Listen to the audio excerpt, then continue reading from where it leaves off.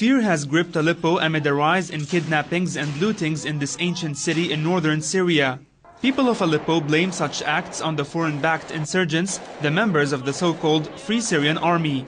The so-called Free Syrian Army kidnapped me and looted my car.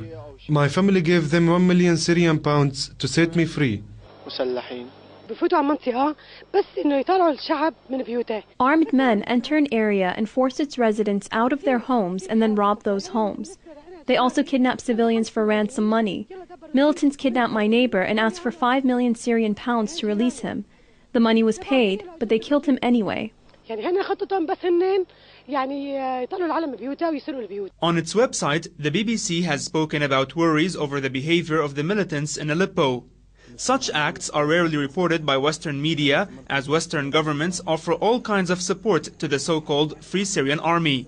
The BBC also admitted that people in Aleppo have turned away from the militants.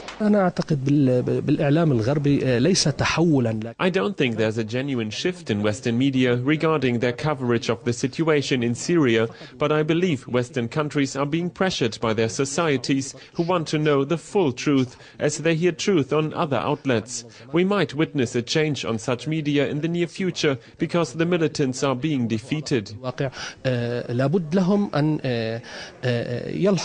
The report about kidnappings and lootings by the insurgents come as they have stepped up their attacks on civilians in Aleppo and Idlib using car bombs and homemade missiles.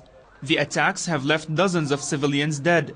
The Syrian government says such acts are aimed at putting the blame on government forces to pile up international pressure on Damascus. It is not the first time terrorist attacks coincide with the UN Security Council meeting on Syria. The acts of foreign-backed insurgents are no secret to the Syrians, as they are the ones who have suffered the most because of the militants' acts. However, Western media reports on insurgents are considered a distortion of realities on the ground. Hamad Ali, Press TV, Damascus.